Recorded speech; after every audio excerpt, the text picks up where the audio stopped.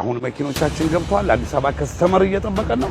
እንግዲህ የእውነት በእውነት እያየናቸው ነው። እየተጫኑ ነው መኪኖቹ። ሰበር አሁን የገባ ፍርድ ቤቱ በነ ሰራዊት ፍቅሬና በነ መንሱር ጀማል ላይ ውሳኔ ሰጥቷል።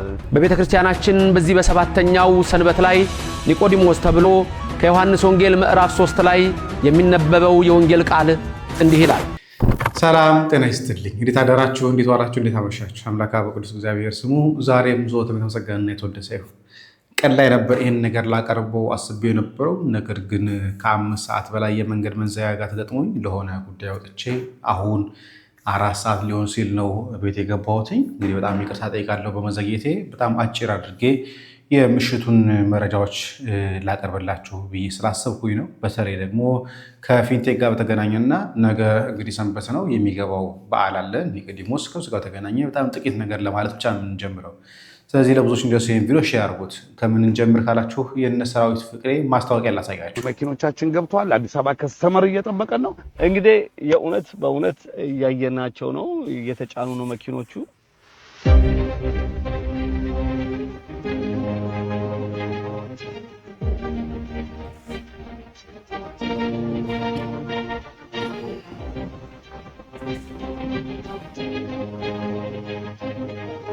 ፊንቴክ ኢንቨስትመንት አምባሳደሮች ወደ ጅቡቲ እየሄድን ነው ያለነው።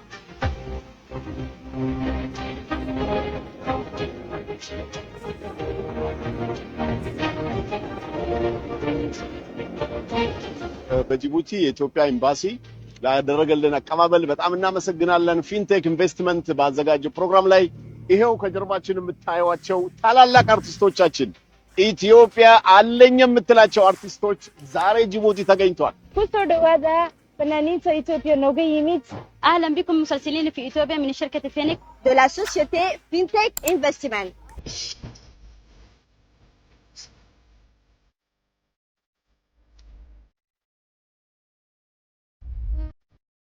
ይህ እንግዲህ ጅቡቲ ሲገቡና ፖርቱ ላይ ያዩበት ቪዲዮን አንዱ እንግዲህ እንደ ማስረጃ አድርገው ሰው እያቀረባለው ይሄን ነው። በነገራችን ለመከራከሪያ አድርጎ እያቀረባለው ይሄን ነው። እንደምታያቸው አምባሳደር ተብሎ የነበሩ ሰዎች እነኚህ ናቸው። ዋናው ሰው በተለይ ደግሞ እንግዲህ ክስ የተከሰሰው ሰው ቀርቧል ዛሬ ፍርድ ቤት ውሳኔ ሰጥቶበታል። ምንድን ነው የሚለው ነገር በንባብ አቅርብላቸዋለሁ። ግን እንደ ሃይላይት እንደ መግቢያ ግን ጅቡቲ የነበረው ምን ይመስል ነበር የሚለውን ነገር ለማየት ነው። ምናልባት ይሄን ጊዜ ስለሚፈልግ እንለፈውና ዜናው ላይ ሰበር አሁን የገባ ፍርድ ቤቱ በነ ሰራዊት ፍቅሬና በነ መንሱር ጀማል ላይ ውሳኔ ሰጥቷል።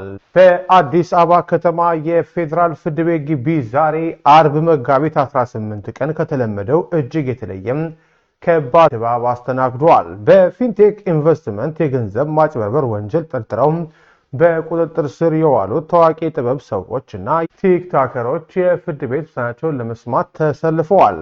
መንሱር ጀማል፣ ካሊድ፣ አብርሃም ግዛው፣ ይገረም ደጀኔ፣ ዳንኤል ተገኝ፣ ሰለሞን ቦጋለና ሰራዊት ፍቅሬም ዛሬ ከሰዓት በኋላ በፌዴራል ፖሊስ የእስረኞች ማመላለሻ መኪና ወደ ፍርድ ቤት ሲመጡ እጆቻቸው ላይ ካቴና ገብቶ ሁለት ሆነው ተቆራኝተው መታየታቸው በስፍራው ለነበሩት አድናቂዎቻቸውና ቤተሰቦቻቸው ፈጽሞ ያልጠበቀና ሆድ የሚያባባ ትዕይንት ነበር። ገንዘባቸውን ለተበሉ ወገኖች ደግሞ ተስፋ። እነዚህን ምንጊዜም በደማቅ መድረክና በፈገግታ ለማየት የለመደ ህዝብ የችሎቱን ሂደት ለመከታተል በከፍተኛ ቁጥር ወደ ፍርድ ቤቱ ግቢ ተሞ ነበር። የችሎቱ አዳራሽ ሙሉ በሙሉ በመጨናነቁ ምክንያት አብዛኛው የታሳሪ ወዳጅ ጓደኛና ቤተሰብ ከውጭ ሆነው የመጨረሻውን የፍርድ ብይን በከፍተኛ ጉጉት ሲጠባበቅ አምሽቷል። ከውጭ የነበረው ቤተሰብና ወዳጅ ዘመድ የነበረው ብቸኛ ተስፋ ምርመራው ተጠናቆም ዛሬ ማታ ታሳሪዎቹ በዋስ ይፈታሉ፣ ከኛም ጋር ወደ ቤታቸው ይመለሳሉ የሚል ነበረ። ተበዳዮች ደግሞ በተቃራኒው። ነገር ግን የችሎቱ ሂደት የተስፋውን ያህል አላማረም። የፍርድ ቤቱ ውሳኔም የጠበቁት አልሆነም። ጉዳዩን የተመለከቱት ዳኛ መርማሪ ፖሊስ ተጨማሪ የሰነድና የሰው ማስረጃዎችን ማሰባሰብ ይቀረኛል በሚል ካቀረበው የ14 ቀናት ጊዜ ቀጠሮ ውስጥ 12ቱን ቀናት መፍቀዳቸውን በችሎቱ አስታወቁም። ይህ ማለት ታዋቂዎቹ አርቲስቶችና ተጽዕኖ ፈጣሪዎች ለተጨማሪ 12 ቀናት በማረሚያ ቤት ቅጥር ግቢ ውስጥ ይቆያሉ ማለት ነው። ይህ ውሳኔ ሲሰማ ከችሎቱ ውጪ ይጠባበቁ በነበሩት ቤተሰቦችና ወዳጆች ፊት ከባድ ድንጋጤ፣ ጭንቀትና አለማመን በግልጽ ይነበብ ነበር። የታሳሪ ቤተሰቦች ሀዘናቸውን መቋጠር አቅቷቸው በችሎት ደጃፍ እንባቸውን ሲያፈሱም የሀበሻ ዘጋቢዎች ተመልክተዋል። ፍርድ ቤቱም የፖሊስን ተጨማሪ የምርመራ ውጤት ለማዳመጥና የእነዚህን ታዋቂ ሰዎች ቀጣይ ዕጣ ፈንታ ለመወሰን የፊታችን መጋቢት 30 ቀን ተለዋጭ ቀጠሮ በመስጠት የዕለቱን ችሎት አጠናቋል። ተጨማሪ መረጃ በዛሀበሻ ዜና ተመልከቱ። እንግዲህ ይሄ ነው የተባለው ነገር ያለው ነገር ይሄ ነው። ፍርድ ቤት ላይ ከቀረበ በኋላ ምንድነው የሚለው ነገር ቀጠሮ ማለት ነው። ታዲያ ዋናው ኃላፊ ወይ ደግሞ ይሄን ሲመራ የነበረው ባለቤት ተብሎ የታወቀው ሰው በጣም በሚያናድ ሁኔታ ከዚህ በፊትም በሁለት የማጭበርበር ወንጀሎች ሲከሰስ የነበረ ሰው ነው። ላንብብላችሁ። በ600 ሚሊዮን ብር ማጭበርበር የተከሰሰው የፊንቴክ ኢንቨስትመንት ስራ አስኪያጅ ጉዳይ እና ፋስት መረጃ ያቀረበው በኤሌክትሮኒክስ ተሽከርካሪዎች ሽያጭ ስም ዘመናዊ ታክሲና በዱቤ እናቀርባለን በሚል አማላይ ማስታወቂያ ከ600 ሚሊዮን ብር በላይ በዜጎች የተሰበሰበው የፊንቴክ ኢንቨስትመንት ስራ አስኪያጅ ዳንኤል ዮሐንስ ክስ ተመሰረተበት ይላል።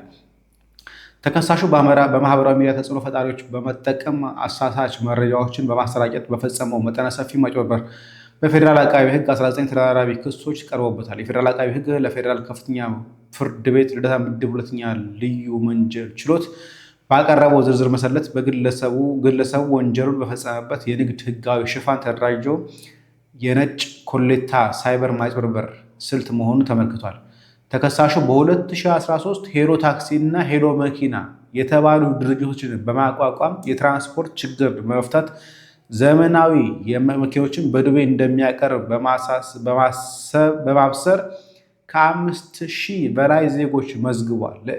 ከእያንዳንዱም ከምዝገባ ጀምሮ እስከ 247500 ብር ከበሰበሰበ በኋላ ድርጅቱ ዘግቶ ተሰውሮ ነበር። ይህ ሰው ሄሎ ታክሲ እና ሄሎ መኪና የሚል ከ5000 ሰው በላይ ከእያንዳንዳቸው ከ247000 በላይ ሰብስቦ የጠፋ ሰው ነው። መቼ? 2013 ላይ ደግሞ ተመልሶ ፊንቴክ ብሎ ሲመጣ እንዴት ሰው ይሄ ከዚህ በፊት እኮ እንዲህ አድርጋ አጭበርብረህ ጠፍተህ ነበረ፣ አሁን እንዴት አይጠረጠርም? እንዴት ጥያቄ አይፈጠርበትም? የመንግስት ባለስልጣናት አምባሳደሮች መጥተው ሲጎበኙ ሲባርኩለት ሲመርቁለት የነበሩ ሰዎች እንዴት ይሄ እኮ ወንጀል ያለበት ሰው ነው፣ ከዚህ በፊት ሁለት ድርጅት ከፍታለሁ ብሎ ከ5000 ሰዎች በላይ እንደዚህ የሚያክል 247000 ብር 500 ብር ከእያንዳንዱ ላይ ተቀብሎ የተሰወረ ሰው በወንጀል ክስ ያለበት ሰው ተመልሶ ድጋሚ ፊንቴክ ብሎ ደግሞ ይሄ የሚያክልበት ሲያጨረበር ለምን ዝም እንዳሉት አላውቅም።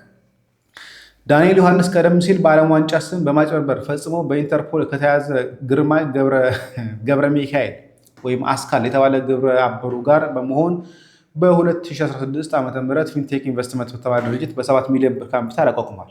እንግዲህ የዳንኤል ዮሐንስ የተባለ ሰው ጓደኛው አንድ በኢንተርፖል የሚፈልግ ግርማ የተባለ ሰው ጋራ ወደ ዓለም ዋንጫ ደቡብ አፍሪካ ላይ ልካለን ብሎ ሲያጨረብሩ የነበሩ ሰዎች ጭምር ናቸው። በኢንተርፖል ተይዞ ወደ ኢትዮጵያ የተላከ ሰው ጋር ከሱ ጋር አብሮ ሰራ ነበረው ሁለት ወንጀለኞች። ድርጅቱ የቻይናውን BYD የኤሌክትሮኒክስ መኪና በዱቤ እንደሚያቀርብ በማስመሰል ታዋቂ አርቲስቶችን ቲክቶኮችን በመጠቀም ሰፊ ማስታወቂያ አስነግሯል። በመስቀል አደባባይና በስካይላይት ሆቴል መኪናዎችን እንዲያስረክቡ በሚያሳዩ የሐሰት ምስሎች በማሰራጨት ህዝቡን እምነት ማግኘት ተረጋግጧል።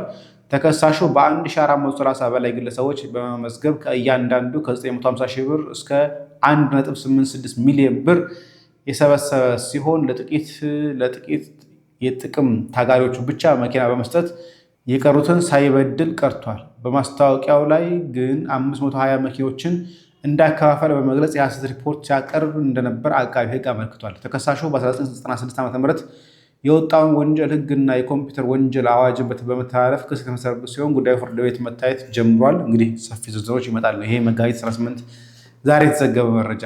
ይህ ሰው ተደራራቢ ክሶች የነበረበት በተመሳሳይ መኪኖች በማጭበርበር የሚታወቅ ሰው አሁን ላይ መጥቶ በትልቅ ካምፓኒ ሲመጣ በታዋቂ ሰዎች ስለታየ ብቻ ይህን ሁሉ ሰው እንዳጭበረበረ የወጣ መረጃ ነው። ይሄ መረጃ ይህን መረጃ ሳላጋራችሁ እንዳልተኛ ብዬ ስላሰብኩኝ ነው። ነገ ደብረዘይትም አይደለ? ደብረዘይት ደግሞ ስንሽ ቤተክርስቲያናችን በዚህ በሰባተኛው ሰንበት ላይ ኒቆዲሞስ ተብሎ ከዮሐንስ ወንጌል ምዕራፍ 3 ላይ የሚነበበው የወንጌል ቃል እንዲህ ይላል። በመጀመሪያ ኒቆዲሞስ ተብሎ የተሰየመው ኒቆዲሞስ የተባለ ምሁረ ኦሪት የአይሁድ አለቃ ሌሊት እየሄደ ጌታን እነሆ ትምህርት እየጠየቀ ይማር የነበረ የጌታ ደቀ መዝሙር ነው። በመጨረሻም ይህን ክብሩን እግዚአብሔር አይቶለት በአርማቴም መሴፋ ከነበረው ከዮሴፍ ጋራ ከባለጸጋው ጋራ ጌታን ለመገነዝ የበቃ ጌታን ለመንካት የበቃ ጌታን ለመዳበስ የበቃ ታላቅ ጻድቅ ነውና የዚህም ቅዱስ ሰው በረከት በሁላችን ላይ አድሮ ይኖር። ኒቆዲሞስ እሱ ነው። በዮሐንስ ወንጌል ምዕራፍ 3 ላይ አንድ ቀን ሌሊት ኒቆዲሞስ እንደለመደው ወደ ጌታ መጥቶ ሲማር እንዲህ የሚል ትምህርትን ያስተማረው፣ ከስጋ የተወለደ ስጋ ነው፣ ከመንፈስ የተወለደ መንፈስ ነው። ይሄን ትምህርት ነበር ኒቆዲሞስ የተማረው። ይሄም ሚስጥሩ እንዲህ ነው። ከስጋ የተወለደ ስጋ ነው፣ ከመንፈስ የተወለደ ግን መንፈስ ነው። ኒቆዲሞስ አታድንቅ፣ አንተም እንደምታስበው ሰው ወደ እናቱ ማህፀን ዳግመኛ ገብቶ አይወለድም። ከመንፈስ መወለድ ማለት ግን ከውሃና ከመንፈስ መወለድ ጥምቀት ነው አለ። ዳግመኛ ልትወለዱ ያስፈልጋችኋልም ስላልኩ አታድንቅ አለው። ስለዚህ ክርስቲያኖች ከዚህ ትምህርት የምንረዳው የሰው ልጅ ሁለት ልደት አለው። በመጀመሪያ አምላካችን ሁለት ልደት እንዳለው ኢየሱስ ክርስቶስ፣ እኛም ሁለት ልደት ብቻ ነው ያለው። ኢየሱስ ክርስቶስ ሁለት ልደት ብቻ ነው ያለው። 3 የለውም፣ 1 የለውም፣ 4 የለውም። ሁለት ልደት ብቻ ነው ያለው።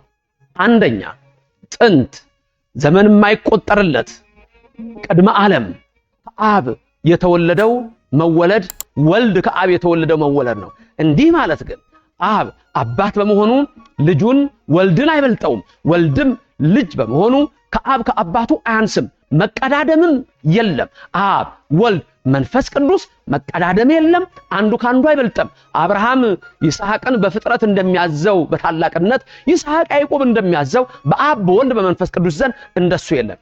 አብ ወልድ መንፈስ ቅዱስ ሰለስቱ ስም አሃዱ እግዚአብሔር፣ አንድ እግዚአብሔር አንድ አምላክ ነው። ግን ቅድመ ዓለም ያለ እናት ከአብ የተወለደው አንዱ ልደት ሲሆን የኢየሱስ ክርስቶስ ሁለተኛው ልደቱ ደግሞ ድህረ ዓለም እዚህ ምድር ላይ መጥቶ ከመቤታችን ከቅድስት ድንግል ማርያም የተወለደው መወለድ ነው። እሱም ያለ አባት ያለ ሕማም ነው። ያ ያለ አባት ያለ ድካም ነው። ከድንግል ሲወለድ ደግሞ ያለ ሕማም እነሆ ያለ አባት ነው። እሷን ሴቶች የሚሰማቸው ሳይሰማት፣ እሱን ሕፃናት የሚሰማቸው ሳይሰማው፣ አዎ በማይመረመር ምስጢር ተወለደ። ሁለት ልደት እሱ ነው። እኔና እናንተም ሁለት ልደት አለን። እዚሁ ወንጌል ላይ ለኒቆዲሞስ ምን ይለዋል? የምድሩን ካላመናችሁ የሰማዩን ብነግራችሁ እንዴት ታምናላችሁ? በምድር ከድንግል ማርያም መወለዴን ካላመናችሁ ከሰማይ ከአብ ዘንድ እወለዳለሁ ብላችሁ ሚስጥረ ሥላሴስ እንዴት ይገባችኋል ይላል። ስለዚህ ሁለት ልደት አለው። አንድ ቅድመ ዓለም፣ ኋላም ድህረ ዓለም።